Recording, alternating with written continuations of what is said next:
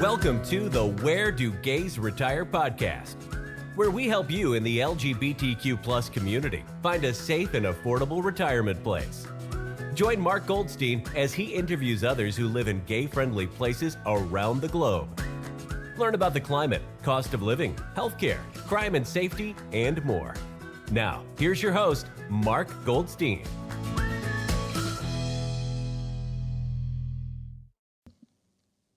Today we journey to Rovigo, Italy, and we have our guest, Daniel Rainey. Daniel is a retired pharmacist. He's 53 years old and has been living in Italy since his retirement in February 2022. He graduated from the University of South Carolina with a bachelor's degree in science in 1991, and then went on to receive a doctorate in pharmacy from Mercer School of Pharmacy 4 years later. During his 30 years as a pharmacist, he's worked in both retail and hospital settings and spent his last 5 years managing an HIV specialty pharmacy at Walgreens. Now that he is retired, he is excited to have more time to pursue his passions for adventure and travel. He is particularly looking forward to restarting his love for skiing and kitesurfing. Well, welcome, Daniel. Welcome to the podcast. Hi. And tell our audience where you moved from and why you chose to live in Rovigo, Italy, and which cities did you actually visit before deciding on Rovigo? So I guess I should mention me and my partner are living here in Rovigo, and we're both originally from the Northeast, and then we met each other in Florida and moved, as you mentioned, moved here just last year to Rovigo. We had traveled quite a bit and had the idea of retiring outside of the United States, but didn't really get a clear picture until a few years ago during COVID. We started exploring the citizenship by descent. So both of us realized we were eligible for citizenship through our family history, me through Ireland and Kevin through Italy. And so Ireland seemed like a less appealing from a weather perspective since it rains a lot. And Italy, of course, people always want to come here and travel. There's warm places, cold places here. It has quite a bunch of different options. And we didn't really know. We traveled to the main tourist areas, but we really didn't know what part of Italy we wanted to settle in. And we sort of focused on the region where we had connected with an Italian lawyer for citizenship, thinking that it would help expedite the process for our paperwork. And so we wanted to pick a place that was close to them that we could, and we happened to pick this place, Rovigo, where their main offices are located. Plus, it's also, and that wasn't the only choice, we wanted to look at the size of the town and also access to other parts of Italy. And it's immediately, the town is right on the high-speed rail line that runs from Venice, Italy, all the way down through Bologna, Florence, then down to Rome, and all the way through to Naples. So you can get from the north part in Venice in an hour from here, or you can travel all the way down on a direct line to Naples in 4 hours, 4 hours, I think it is. So that was appealing to us also, since we weren't planning on having a car here, at least not immediately. And so that's how we settled on Rovigo. And how long have you been there? So we started this journey. We both wrapped it up with work, happily wrapped it up with work last January. We both work in retail. Kevin has worked grocery his entire life, and I worked pharmacy, hospital, and then ended up in retail. Stressful jobs. And so we decided to leave January of last year. We put on our resignation and finally sold our house. And we got rid of all of our stuff and came over to Rovigo. But since we've been dealing with the citizenship paperwork still, we just recently are able to stay in Italy full time. But during the last year, we had to travel in and out of Italy because we're still considered tourists. So we could do 90 days every 180 days. Okay. Okay. So you had to come back and forth. Yeah, yeah. So we did a lot of traveling the last year so that we would be able to meet that expectation or that. And so we bought the apartment in 2021 in October, sight unseen. And then we moved in February. It's the first time we saw the apartment was when we were moving in. And then we were here for a month. Then we had to leave for 3 months. Then we were back for 2 months in the summer. Then we left again for 5 months. And now we just officially came back to permanently stay January 15th. So we've really only been in Rovigo for 5 or 6 months total, maybe 4 or 5 months total. So not very Well, long. congratulations. Yeah. Congratulations on being there permanently Yeah. now. Yeah. So, okay, you were going back and forth, and now where does so did you get the citizenship papers all settled and now you're permanent resident? Yeah. You can apply for permanent residency? Right. So the reason that we were delayed coming back the 5 months is we were originally supposed to have our appointment or Kevin was supposed to have his Italian appointment with the town last October, but because of there sort of a surprise election that happened in Italy last fall, everything with all of the citizenship got delayed. So our appointment went from October to January. So we had to enter the country with 90 days free on the visa. So we couldn't come back in October and wait for our January appointment. We had to wait outside of the country an extra couple of months and then come back. Now that we're back, we arrived on January 15th. Kevin had his appointment on the 31st. And then just last week, the steps have been going really quickly since we got back to Italy. So Kevin had his appointment, and then both of us met with the Comune to apply for residency. The police then came to the apartment 2 days later to verify that we actually did live here and that we had an apartment. And now we're going to get our temporary permits of stay for both of us. And we will also after that, we'll get our health cards to have health insurance, the national health insurance. And outside of that, so I would be eligible to be Kevin's domestic partner under Italian law. So they would recognize me. But fortunately, I have another backup option, which is my Irish citizenship. And that just happened to come in as we were traveling back to Italy in January after 2 years of delay because of COVID with Irish citizenship. The paperwork came through at the same time. And so we lucked out with that. So I'm actually tracking a package from Ireland that should arrive any day now. It was in Rome, then it was in Padova as of yesterday. So it's circling the area. It should be arriving soon. Once I have that piece of paperwork, then I can apply for my Irish citizenship, which Ireland and Italy and France and Austria and 30 some countries are all part of the EU. EU. Yeah. So as an Irish citizen, I can stay in Italy. I don't necessarily need to be recognized under Kevin's citizenship. So I sort of have two options. You have a backup. Yeah, exactly. You have a backup going.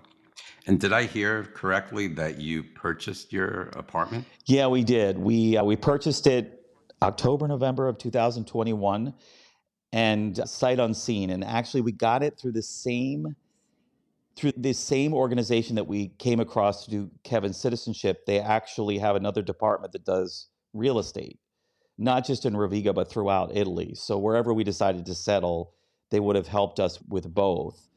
But yeah, they did a great job helping us. They did videos of the apartment. After we narrowed it down to some specifics, they did videos of the apartment, and then they did all the paperwork. We gave them the power of attorney, and they were able to do all of the paperwork for us. So yeah, we paid for the apartment. While you were in the U.S.? Yeah, everything done there. And they did everything? Yeah. Video. That's pretty cool. Yeah. What made you decide to buy right away when you kind of didn't know Rovigo and what that was all about? That's kind of, I'd be nervous. Yeah. We got a lot of information about Rovigo, so we felt more comfortable about the town, and it was a good choice that we made But buying versus renting for us we felt more comfortable just owning the property. And the cost of real estate is a lot less. Insurance prices, because they don't have, at least in this part of Italy, they don't have a lot of extreme weather events or earthquakes. So the insurance prices are low. So it ends up being, if you can do it, it's so much less expensive than, say, Florida and Fort Lauderdale, where we came from. It just makes financial sense when you add everything up. The numbers together. Yeah, I often do that too. Weigh the differences. Should I rent? Should I buy? Yeah. But yeah, well, congratulations. Yeah, thank you. Is it a house or a condo? It's an apartment. We're second story. There is an elevator and stairs. We have 2 bedrooms, and there's a balcony on each side of the apartment. I'd say it's maybe 1,200 square feet. So it's not huge, but really high ceilings. And it's a complex. I think there's only there's 8 apartments in each building, and there's 6 buildings maybe in this small complex. And then we're in the downtown area of Rovigo, where there's probably 50,000 people that live here. Okay. And we'll talk about that too, Yeah. as far as the accessibility to everything else. So give us a picture, give the audience a picture of where is Rovigo located within Italy? So it's in the northeastern section of Italy.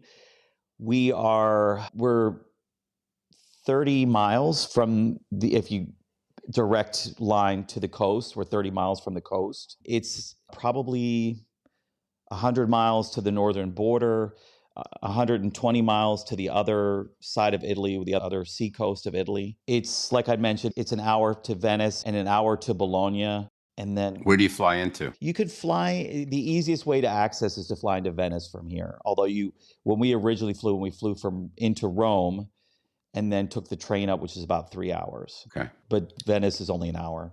Great. Okay. So tell us about the weather. Yeah, it's mild here. So I always had heard that the climate in Europe is so mild compared to the United States. And I've lived in different places in the US. I grew up in the Northeast. I lived in Florida.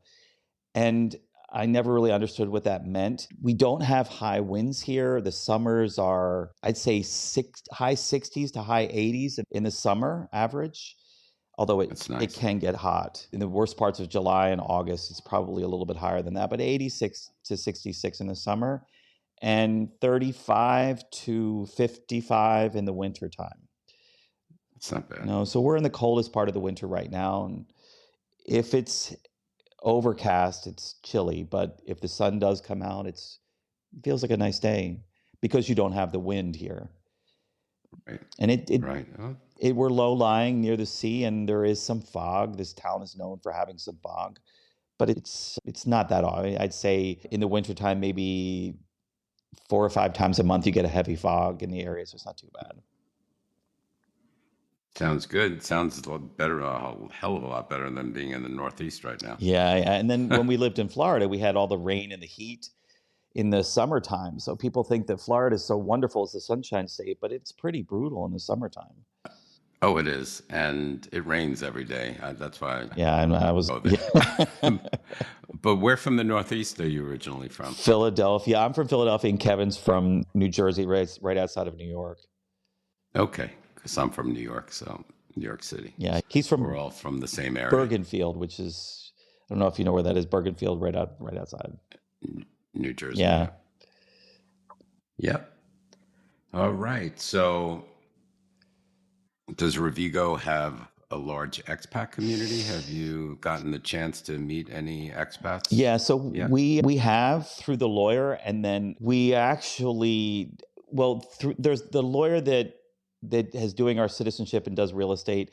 Actually, we're discovering has made a lot of people have settled for the same reason we did, sort of picking Rovigo out of ease of access to them. But we also have had the opportunity to take Italian lessons. In Rovigo, the states or the country subsidizes language lessons for new people that are new to the country.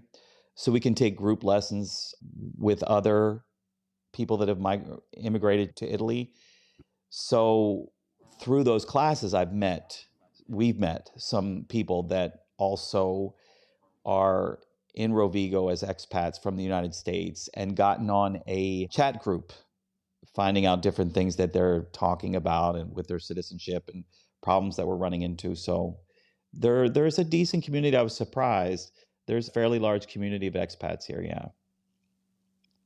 Cool. It's always good to build community, Yeah. especially, in a foreign country. It's difficult, understanding the language. And if you find those people, that's really good to keep those relationships going. Yeah. Yeah. And it's been great. Start a Facebook group, Rovigo Italy. Yeah, that's a good idea. Yeah, I Oh, hadn't thought about that. That's a good idea. yeah. So, okay. Do you find the language being a problem? So you definitely notice in Rovigo, if you go to a larger city in Italy, they tend to speak more English because they're used to dealing with tourists. Right. But Rovigo, we do get some sideways looks as to why we're here.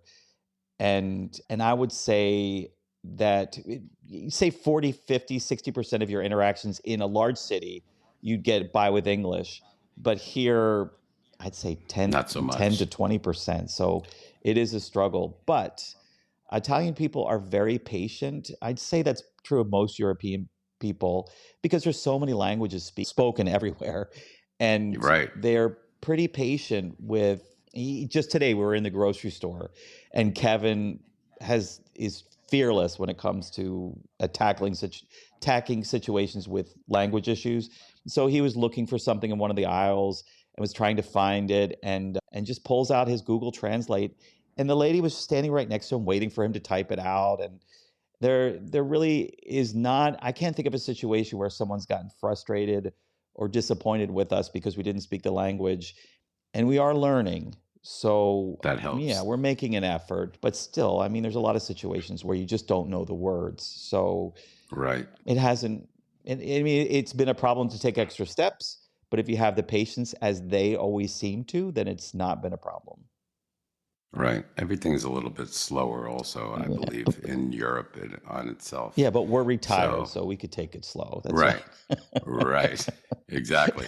Now it's that second chapter where you can take it slow. Yeah. Here in the United States, everybody wants to rush and, do 5 things, 10 things at once. Yeah, I noticed that we walk at a different pace when we're going down the street. Kind of laughable. Slower? Yeah.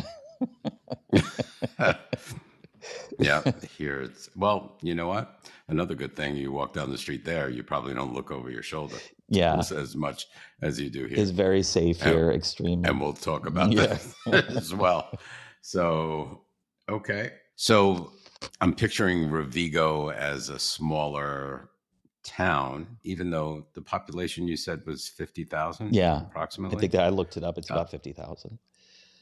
Okay, so I wouldn't think that there would be an LGBTQ area or neighborhood, is there? So not that I know that there's a neighborhood, but there's definitely a visible community here. So we've noticed it. So since, like I mentioned, we've only been in and out of Italy for the last year, but we did go to a fair last year, and they had a bunch of different booths set up for community organizations. And one of them was an LGBT a booth. So we were rough with the language and didn't really feel comfortable with, since we're coming and going. But I think we'll try to reconnect with them at some point and see what that's all about. But you also notice, like, we've gone to a couple of the stores that obviously there's been some, recognition, or you could obviously tell that there's certain members of the LGBT community that work at certain stores, and they've been, friendly to us, and so we don't feel uncomfortable at all. And so we're going to explore that more, but we haven't really had a chance to yet. I understand, while we're on the subject of LGBTQ community, I understand that Italy doesn't perform same-sex marriage, but they do recognize it because they're part of the EU, and the EU says, hey, we recognize same-sex marriage, but they don't have to perform those marriages. Is that correct? Yeah, they won't perform them in the Catholic Church, and they don't allow adoption. But besides that, you can have a civil union in Italy, and they have the same rights recognized as a marriage in a church, except for that it wasn't marriage under the church and you can't adopt children. So you can do a civil union, and technically, I remember back in the day before marriage in the United States, we had civil union. In fact, I was civil unionized before I was married. It's so complicated. Yeah. But anyway, so you can have a civil union Yes. in Italy, and that pretty much gives you all the rights Right. of marriage, Right. but it's not called marriage, and you can't adopt. Right. So if you have issues with, healthcare, being recognized as a healthcare advocate for the person, I guess it would be called. Right. And then Yeah. also for property rights, if one person dies, the other person does get recognized as the remaining sole survivor of property inheritance. Right, the joint. Yeah, yeah. So all that So still that's works. recognized. Okay. That's a little bit more comforting to me. Yeah. Because before I heard that it wasn't recognized at all and that was it. But now that you're mentioning that they do recognize civil union, at least you can, you have some rights there. Yeah. So Yeah. I hope they work on that and get married taken care of. Well, as so I'll give you a good example that's a bright spot in all this is that even though I have this Irish citizenship backup, and we did understand that I could eventually be brought in as a partner, or that they would recognize our partnership eventually, we thought that it wouldn't be until Kevin finished his complete citizenship situation. But when we went up to the town office the other day and applied for citizenship, the lawyer brought with her 3 forms, one form for each of us individually and one of us together, because she wasn't sure how they were going to go forward with it. And Right. they recognized us both on the same form, no questions asked. Oh, good. Yeah. Good. Congratulations Yeah. there. So they don't have any gay bars, I wouldn't think. Not in this area. They do have gay bars in Italy, obviously in the larger cities, but they don't in Rovigo, not that I'm aware of, no. Can you tell us what the local economy is like? So in other words, if you were to go to Rovigo and rent an apartment, a 2-bedroom, 2-bath, what does that kind of sound like in the neighborhood of, and purchasing an apartment such as yours, what would that look like as well? Yeah. So you can actually go on a website. It's called idealista.it and look up property in English. You can transfer the language over to English and look up information. And you can look up rental properties and purchase properties. And just to give a ballpark, I actually have a relative of Kevin's that was interested in rental. And so we gave him that information, but also looked up some values just the other day. And in the downtown area where we're located for an apartment, the rental prices range from $300 a month to a real basic place, probably a 1-bedroom, maybe an efficiency, all the way up to $700. I didn't really see anything much higher than that as far as rental units in town for apartments. 100 is pretty cheap. Yeah. Yeah. 700 euros. Yeah. Now, when you go to the larger city, I also looked up in Florence, and the rental prices are $1,700, $2,000. Yeah. More in line with a large city in the U.S. Right. How about apartments such as yours, an approximate? Yeah, purchase properties for an apartment like ours, they range depending on how upgraded it is. You could go from $100,000 all the way up to $300,000 for an apartment of about our size. That's inexpensive too. Yeah. Considering the U.S. prices. Yeah. And how about real estate taxes? Do they have estate taxes? That was surprisingly low. I was shocked. That's what I heard. Yeah. So I can't remember, but we do have to pay sort of an HOA fee here for the apartment units, so they maintain the outside of the buildings. I think it's like $1,000 a year, maybe $1,200 a year. And then taxes are maybe a few $100s a year. That's what I was Yeah. told elsewhere, like in different countries in the EU. So It's pretty low. yeah, the taxes that you pay will avoid because the taxes that you pay are on income. That's so Italy has high taxes on income, but low taxes on property. If you have a second property in Italy, then you're going to pay higher taxes. But initially, the one property is pretty low. So yeah, we have. I'm still trying to understand this completely, but we have low property taxes, only a few $100s a year, and then we have to pay in Terry taxes and something else that have to do with garbage and I forget. But, all told, we're paying for everything, for all the taxes, we're only paying, I don't know, maybe between no, probably around $1,000 less than $1,000 for taxes. Taxes and HOA or And then HOA on top of that would be the $1,200. So everything altogether is about less than $2,500 a year. that's pretty good. Yeah. Considering my HOA costs $700 a month. Yeah, we paid. That's a big Yeah, difference. we paid high HOAs when we had a place in Florida also. Yeah. Excellent. So, how about electric bills and utility bills and phone bills? What's that look like? Yeah, very low also compared to the US, at least what we were paying in Florida for a house with a pool and air conditioning, and it was expensive. But here you pay utilities every other month. And for this apartment, for water, electricity, gas, because we have a gas stove, and water, electricity, gas. And we also have a radiator heating and electric heating both. But so everything all together per month is probably, and then if you want to add in Wi-Fi and cell phone to that too, I would say between 200 to 300 a month, depending on the time of year, for everything all together. Wow. Yeah. That's a bonus in savings alone. You know how air conditioning prices are in Florida. Yeah. And it's pretty same in Phoenix. It could go really high in the summer, like $300. We live in an older apartment that's not necessarily efficient. So, we don't have the greatest windows. It's a nice place, but it's older. So still, even though we're not well insulated, where we're probably leaking some dollars out the door, it's still that inexpensive. Yeah, that's really good. And yeah, that's really inexpensive considering all of your expenses, including Wi-Fi and telephone and stuff like that. Yeah. So, have you noticed any arts and culture kind of scene at all in Rovigo, or where do you have to go to get your arts and culture fix? Yeah, we do have quite a bit, actually. It's surprising.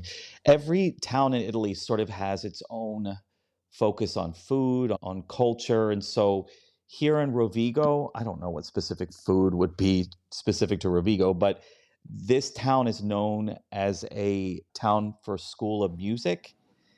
And so you can walk through town during a typical weekday, and I walk down this specific alley that I'm thinking about, and you can hear a male or a female opera singer practicing on the second floor. Walk down another road, and they have a music school, so brass instruments or drums playing. And then they have quite a few museums, art museums. We went to a Robert Capa photography display that was in one of the museums in Rovigo. There's probably 5 or 6 of them, and the small ones, but this one was a large display of this man's photographs, pictures taken in the 1930s and 1940s during the World War II. And then next week, we actually, through one of our teachers at school, she invited us to come with her to a guitar. This Venezuelan is here living in Rovigo, and he's putting out a CD, so he's having a little concert in one of the concert halls here in Rovigo. So we're going to go watch him next Saturday. So there's a lot going on. I can remember an antique car show here, an antique motorcycle show here that we just walked past when we were here last year, that was on the main road. They have there is a lot of stuff going on. I've been surprised, and it's continuously being updated. And actually, I saw, and I haven't dug into this yet, but I saw this really strange picture. It talks about the season at one of the theaters. It's going to like dance that's going on at this theater in Rovigo, and it was Hmm. all guys in ballerina outfits. There were 7 guys stretched across the picture in ballerina outfits. So I don't understand whether they're just making a joke or it's actually going to be some sort of performance like Or that. it's So, or some gay performance so that I of have drag to, queens. yeah, so I have to dig into that a little bit more and find out what that's all about. I gotta Google drag queens in Rovigo Yeah. and see what comes up. It's pretty hysterical. Yeah. So, are you guys foodies? Do you like to enjoy different types of cuisine? Yeah, we do. And Italy is known for food. I know that, Right. and some good Italian food. Have you experienced any of that? Yeah. So we've, of course, tried different things in Rovigo, and then we have the ability, because of the train lines, to travel outside of Rovigo and try different towns. Just this past week, we've been to Siena, Padua, and Venice just during the last 7 days.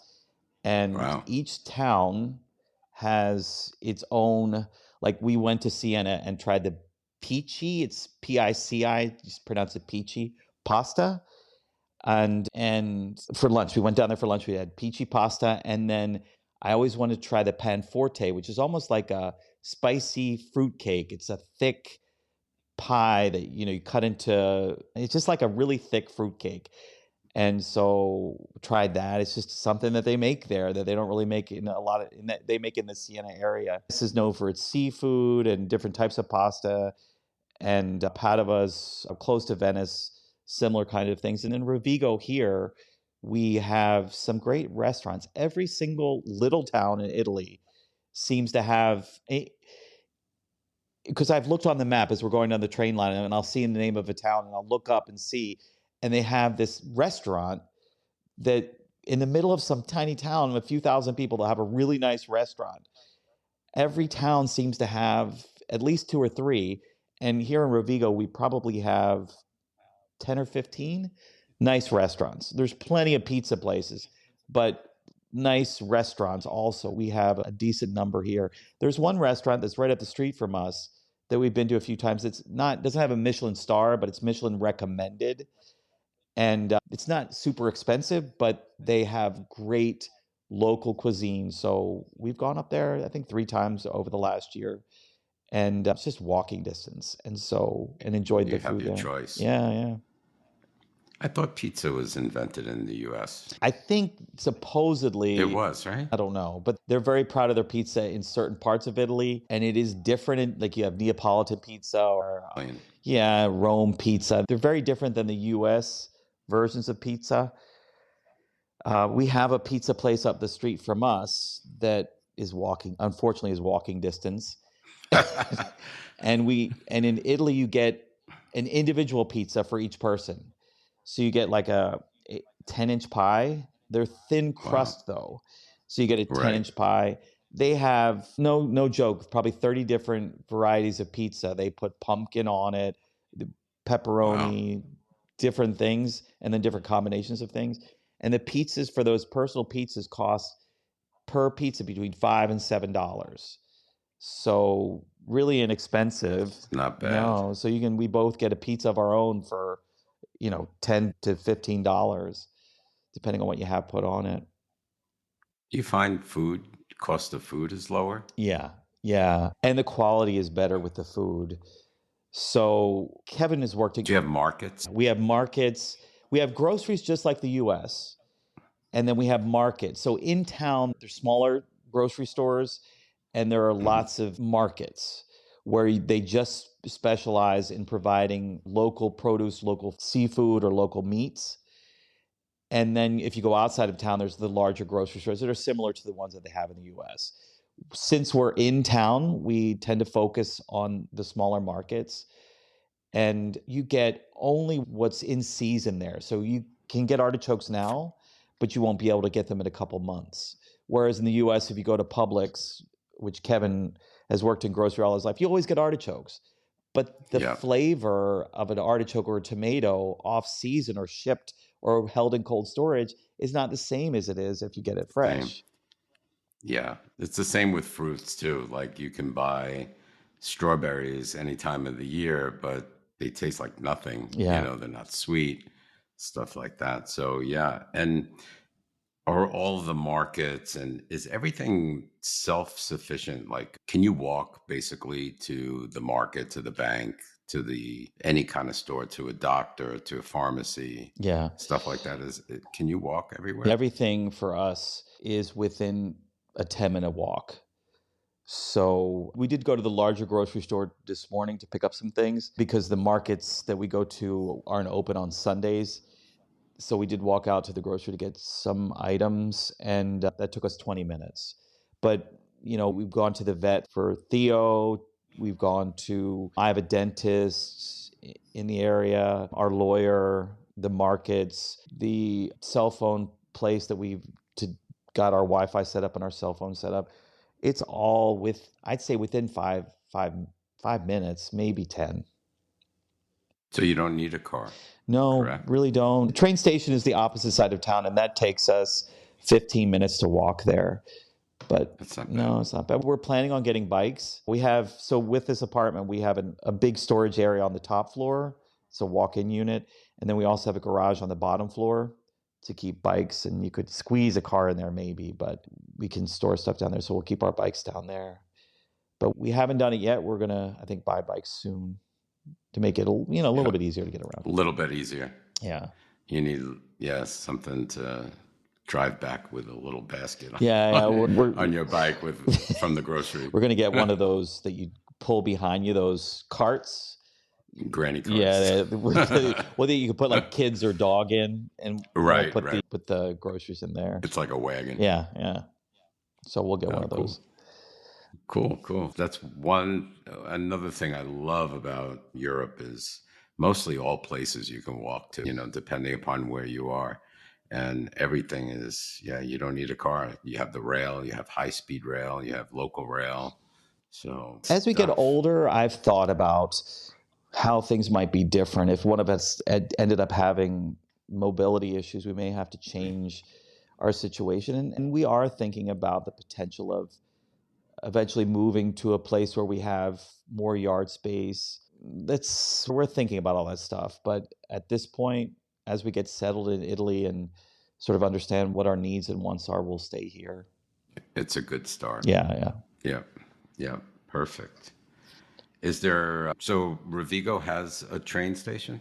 Yeah, train station. Yeah, like I said, And does it have buses too? Yeah, there are buses that go throughout the area. We haven't really ridden the buses. I do think that they're pretty reliable on time, but it may take a few connections to get to where you want to go. So it takes some time, but they're available. How much does a train cost if you wanted to go to like Florence or? Yeah, it depends if you take the local or the high speed. So we just went to Venice yesterday. Carnival, they had opening night of Carnival. They had a boat parade and some stuff going on. So we went up there, had dinner, and just walked around. And it was $8 each way for one person. So $16 up, $16 back. So $32 round trip. And if we had taken the high speed for that short distance, it really wouldn't have saved that much time, but it would have cost $50. Now, if you go down to, at further distances, that high speed is going to make a difference in time.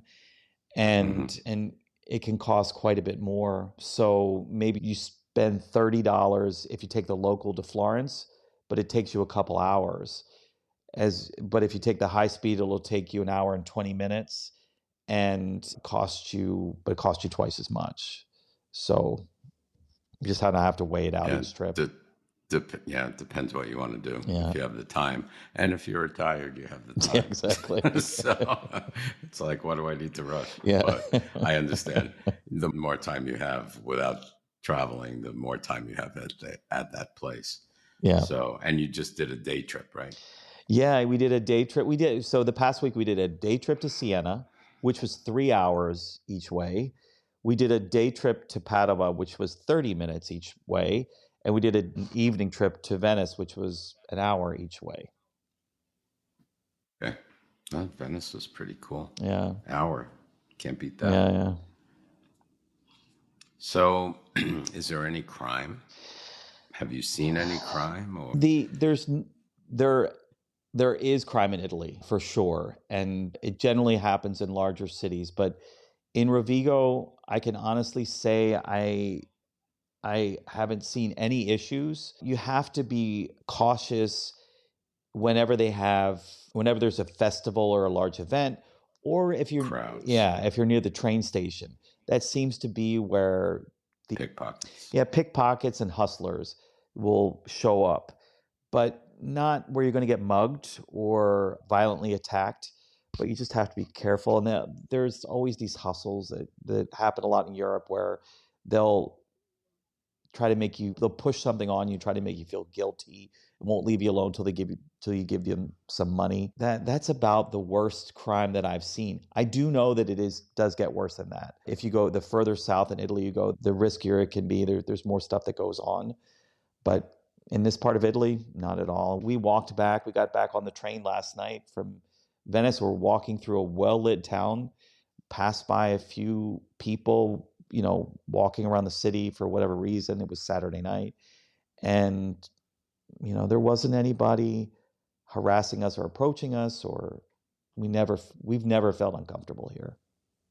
And we're tough guys from the Northeast. Yeah, Who's gonna exactly. mess with us? Yeah. I do pull out that, and Kevin and I pull out that Northeast attitude when we get tired of those people approaching us, like. I do the resting bitch face. Yeah.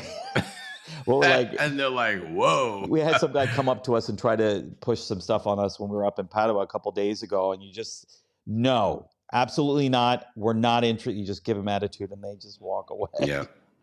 It's like, yeah. People have even passed me when I lived in New York City during lunchtime. Mark, didn't you see me? I was like passing you in lunch, but you kind of like RBF. Resting bitch face on. It's like nobody's gonna F with you, It's like sorry. Deep in thought. I didn't notice. But kind of in New York, that's the kind of face that you don't want anybody messing with you, because there's so many people that could do crazy things. Yeah, but that's your biggest issue is how to push those people away. And I'm sure that it can escalate, but I don't see that happening. I've always felt safe here, especially in Rovigo, but I felt safe in Europe in general and in Italy. And they have gun laws, right? So guns are not allowed? Don't know, to be honest. I'm not sure what the situation with guns in Italy, but I do know that there hasn't been any mass shootings in Italy this year. Not a single one. There you go. That kind of tells it all. Yeah. And it's crazy. I mean, they do have hunting here, but no mass shootings. Well, that's refreshing to hear. Yeah, it's crazy here. As you know, I mean, even in our neighborhood, somebody just drive-by shot somebody yesterday or 2 days ago. And it was like, wow, you really think that it's going to happen in your own neighborhood because you're safe here. It's your little safe place. People often comment about moving outside of the United States because they're fearful of the unknown. But the people here think that Americans are crazy for living in that environment where the headlines every other day are gun shootings. Violence. Yeah. So it just depends on your perspective. Yeah, absolutely. Tell us about healthcare. So what is that like? And do you need private insurance for the first year of residency as opposed to the public system? When can you get on the public system? And how is healthcare in general in Italy? So healthcare in Italy it's written in their constitution that every citizen has the right to healthcare.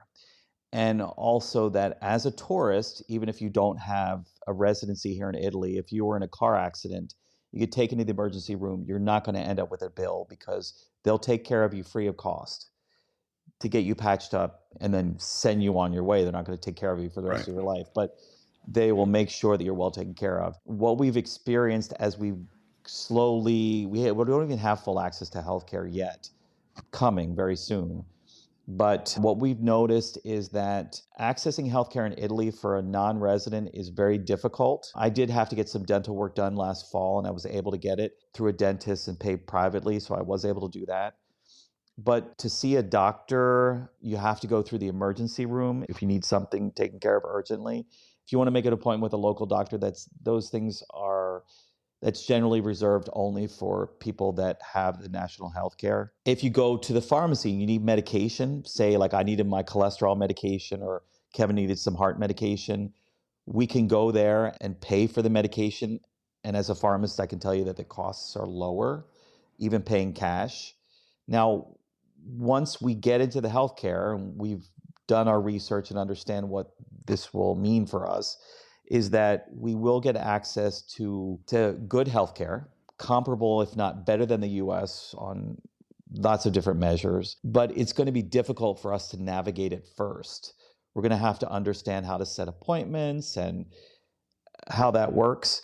Your question about whether or not you need private insurance, you can get private insurance, but honestly, I'm not sure how that works. We've been able to we haven't had that many health issues. Yeah, so we've known that if we need to set money aside, we did set money aside for things that we planned well so that we would be able to get through this, and we didn't have a lot of healthcare costs come up. But in any issues that we were able to pay out of pocket. It wasn't ridiculous like it could be. Like I hurt my foot, I had to get an X-ray, and it cost me $80. Because I thought I broke it, and then it's probably cost $500. Yeah, exactly. So we've had little incidents that have come up with it, but the costs haven't been high. And now that we'll be in the healthcare system soon, we will have fees. There are sort of co-pays, but it's maybe like if you go into the emergency room to get assessed because you were in a car accident or whatever might have happened to you, you'll pay $20 or $30 for the initial fee, but anything that you need to get done at the hospital, you won't get a bill for. It's all covered in that $20 fee if you have the national health care. And then if you need to go get lab work done, there might be a $10 fee for that. But so there's little co-pays associated with it, but there's no $800 out of pocket or, your 80/20 coverage until you reach 3,000. So you're not going to go bankrupt for something. You can either right now pay it out of pocket or eventually get on the socialized medicine, the healthcare system. Since we've been traveling to different countries, we've had a little bit different experience in other countries. So it is different in every country how they handle things. And so this is just Italy. I do know that you could potentially, we were talking to someone about this the other day, is that you can pay for private insurance that gives you access, sort of like the fast pass for Italian insurance.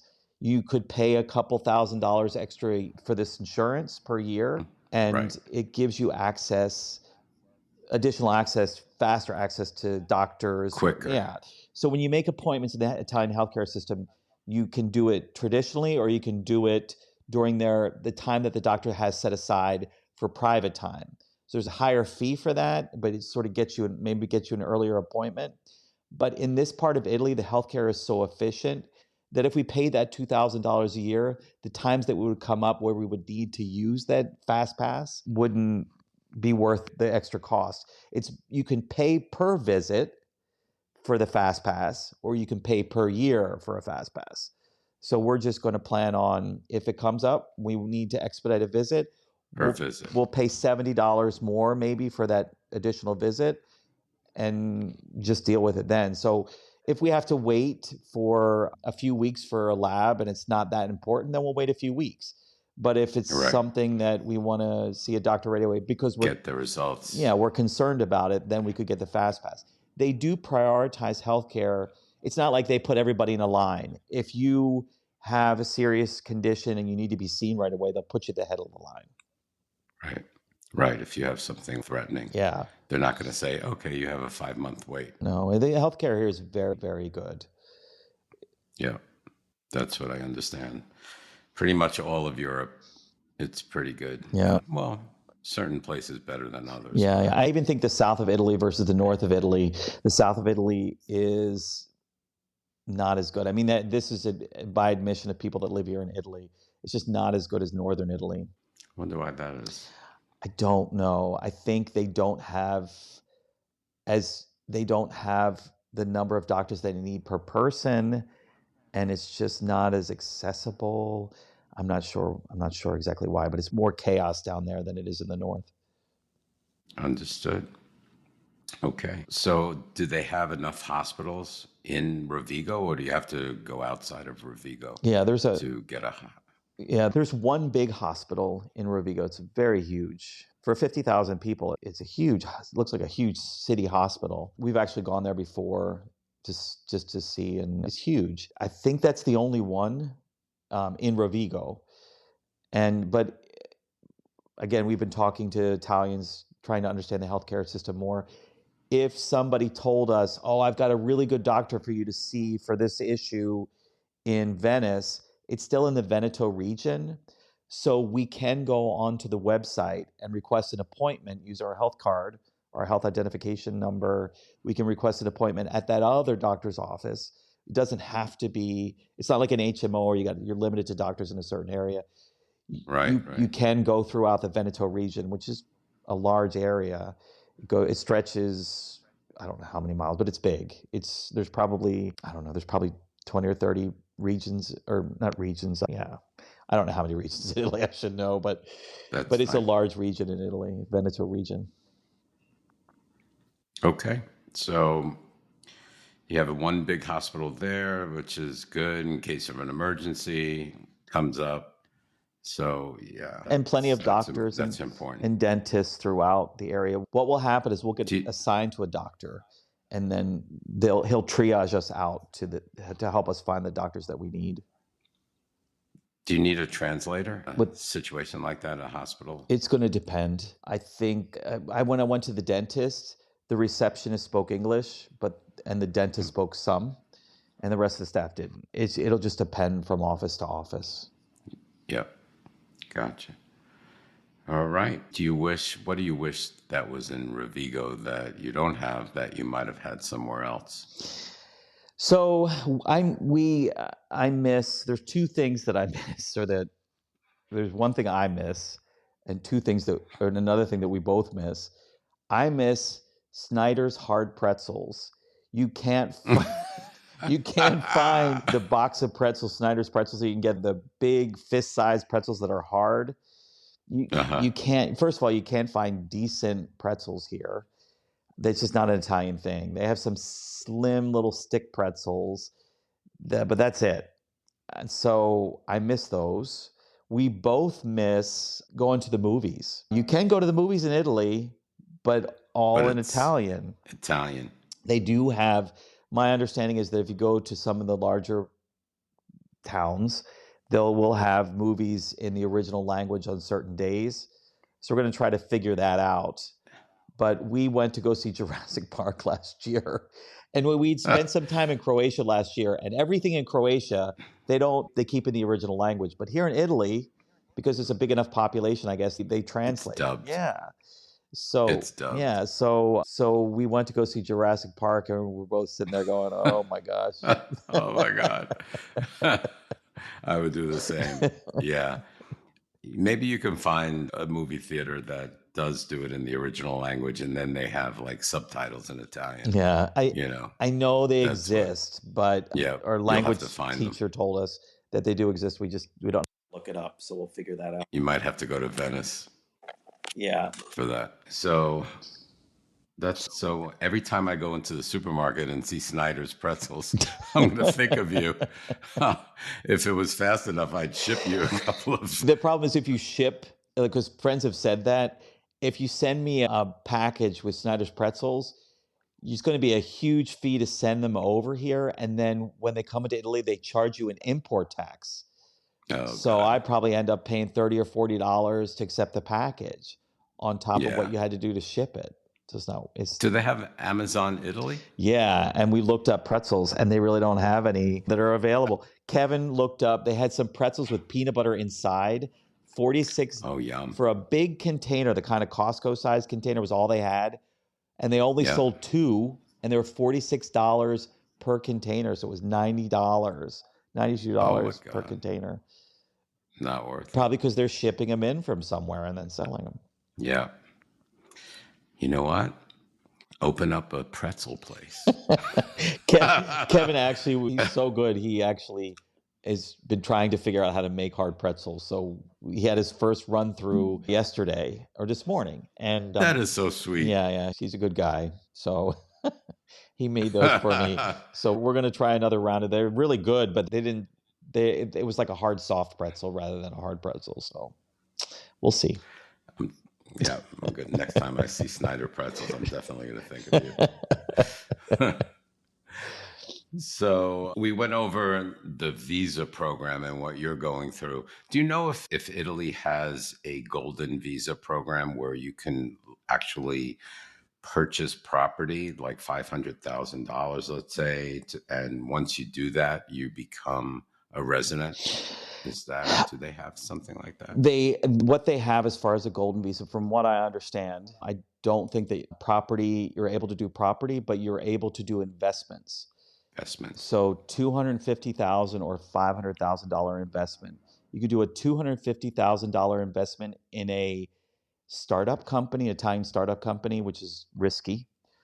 Or you can do $500,000 in Italian bonds, I think it is, to get a golden visa. I don't know if that extends to a family visa. Like, so if that were an option and your partner wanted to come in, I guess that would be for the entire family. I think usually it is. Yeah. Yeah. But I do know they Yeah, I have think those I would. options. I think I would go with the bonds if I was going to do anything Yeah. else, because knowing me, I'm not lucky when it comes to investing Yeah. in especially in startups. Well, especially in Italy, because investing in a startup in Italy or in many European countries, there's so much bureaucracy that the likelihood they're going to get over all their hurdles to become successful is pretty low. Is nil. Yeah. Yeah. There's I a hear reason you. why there's not a lot of Silicon Valleys in Europe. Yeah, I hear you. Do you know if they have you explored taxes at all? Like wealth tax or inheritance tax? I know, like for instance, every Spain is made up of different autonomous regions, and each autonomous region basically does their own thing and has their own law as far as taxes are concerned. How does that work in Italy? Do you know? I don't know about the wealth or inheritance taxes. It's not something I've explored yet, so I'm not sure. Check into it. Yeah, You I should. should be aware You of that. should. It was eye-opening for me learning before, because we're thinking about going to Spain and we are traveling to check things out in September. And I contacted probably 3 different tax attorneys Yeah. just to see what we're up against. And I got pretty much the same answer around the amount, but if inheritance tax could be an eye opener, because in one autonomous region in Spain, you could pay X amount of dollars and it's a lot. And then another autonomous community, you can pay 0. So that's a big difference. So we were able to find a tax attorney that we actually found his name through the U.S. Embassy website. And we've talked to him a couple times. When we get all our taxes together for this year, he's going to help us with U.S. and Italian taxes. And so he would be a good resource for us to find out more about that. Absolutely. Absolutely. So you said you did hire somebody so you'll have somebody for your taxes. You hired somebody for the real estate. So pretty much to navigate the system, you recommend hiring different people. Yeah. For different things. I mean, unless you're good with the language but another thing too, so yeah, we did go through all that and it worked out really well with the company that we used. And that the tax attorney speaks English, so I'm sure that's not going to be an issue. And we also hired somebody to help us, and this was also through the real estate office. We paid additional money for this to help us set up all our utilities. Oh, okay. Yeah, water, electricity, all that stuff. So it's not I would only do the same. yeah, it's not only set up, but it's automatically being deducted from our account. Oh, cool. And we also have a checking account here, and we can transfer money from our US account to this Italian account also. Oh, how do you do that? So I'm curious Yeah. because I use Wise. TransferWise. You can Do you do TransferWise? Yeah, Okay. because otherwise we'd have to be in the bank branch in Chase signing papers every Yep. time. Yep. Yep. So I opened up a Wise account, and actually I became an affiliate of Wise for the podcast. So if new members or new customers of Wise click on my link on my website at www.wheredogatesretire.com, at the bottom of the website, there's a banner, and you click that, you can get up to $600 of free transfers when you join Wise. Oh, wow. Okay. So, yep. So to me, Wise is great because it's it's a really inexpensive way to transfer funds from US dollars to any other currency.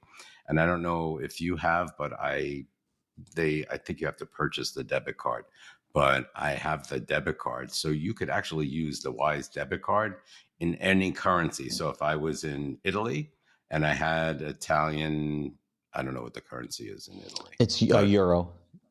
Euro. Oh, that's right. Yeah. Duh. It's okay. So Euro. euros. It's not clear because not every EU country is using the euro. But anyway, go ahead. Yep. So I actually transferred already, let's say $100 from my US dollars to euro. So if I use my debit card, my Wise debit card in Europe using euro, it's just a done deal. I'm paying in euros. You can pay kind of in any currency, and it's cheaper to pay in the currency that you're currently in. Right. For that. So I think Wise is a great vehicle. We're using that. So we can transfer in and out of accounts through our apps within the United States, and then transfer and TransferWise. And then you sort of figure out, well, if I have a big purchase, or like say we've had these big lawyer fees to pay, and they send us a PayPal, we could pay with the US credit card.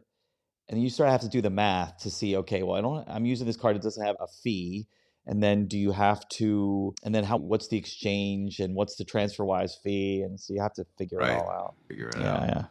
But I think I would go with the TransferWise, the Wise, as opposed to even the credit card that doesn't charge you an international transaction fee. Yeah. I guess they have to be around the same. Yeah.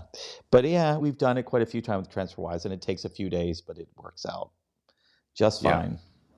Yeah, perfect. So do you keep most of your assets still in the US, and you have like a little bank account? Yeah, we can't. Italy? So we're both too young to touch our retirement accounts yet. And so they have to sit in the US, but we keep a checking account in the US too. And then we keep some money in there, and then we have a checking account here too. Okay. Excellent. So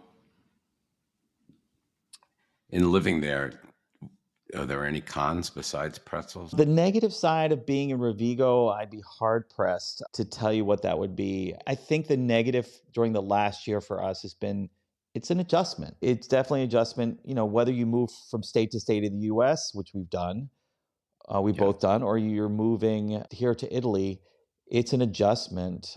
And then it was also an adjustment without a car, getting used to the idea of walking. But that's been a huge positive. So I would say the negative of living in Europe, living in a new place in Europe, is the adjustment. I mean, everything's been positive. There's a negative. We don't like the burgers here. They're terrible. Burgers in Italy, they advertise the heck out of them no matter where you go. We've tried 4 or 5 different places, and they're no good. So no good. Yeah, the burger, but I mean, that's not that bad. And the riding the trains, we've learned that you have to be prepared for potential strikes. So they do public transportation strikes. I think they do them throughout Europe.